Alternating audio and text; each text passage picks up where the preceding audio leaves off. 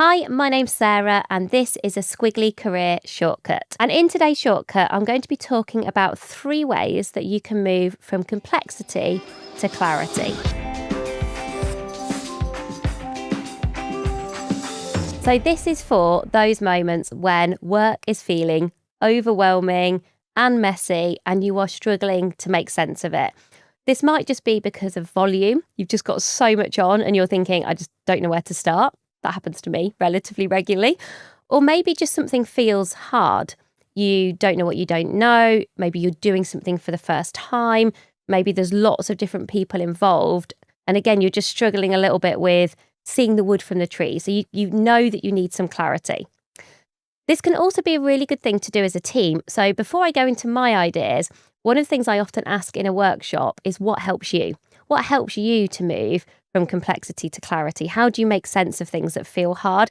And people have some really good ideas. So maybe if you're watching this as a team, or you could talk to your team about, well, what tools and techniques do people already have? So you can borrow brilliance from different people. I love asking that question because people always come up with things that I've not thought of.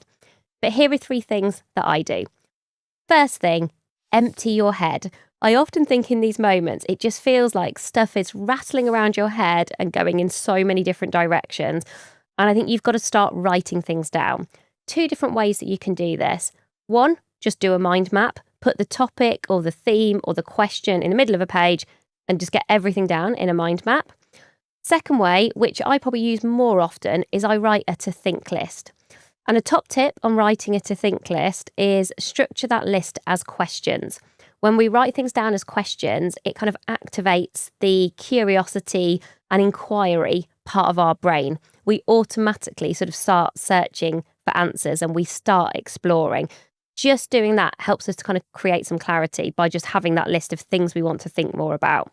So that's kind of getting everything out of your head onto a bit of paper, however you might want to do that. The second technique that I use a lot more over the last 6 months since I started to talk to people about this, but I really like this has really stuck for me, is trying to figure out what matters most. So you've emptied your head and then you're like, right, I've got loads of stuff here. So what do I do in what order? So this is really about prioritising. Where do I put my energy and effort at the start? And I use this technique called the bird and the worm. And what this helps you to do is to zoom out and to zoom in at the same time, to have the agility to see both of those time frames. So the bird's eye view is you zooming out and kind of looking ahead. So maybe asking yourself, well, what matters most over the next month? Or what matters most over the next 3 months? Or perhaps you're looking further ahead in terms of a project. What do I want to be true in 3 months' time that isn't true today? That's the kind of the bird eye view. They can see how different things connect. They can see further into the future. And you then want to have the worm's eye view.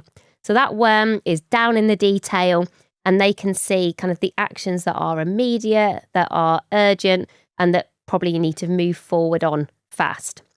And I think by balancing those 2 areas, by asking yourself both of those questions, what matters most maybe today or this week, and then what matters most over the next 3 months, it can just help you with making sure you don't do just firefighting and troubleshooting, but that also you don't just do the work that you want to do because you're like, oh, maybe that's more interesting, but actually then you miss some stuff that kind of does need to move forward, like in the here and now.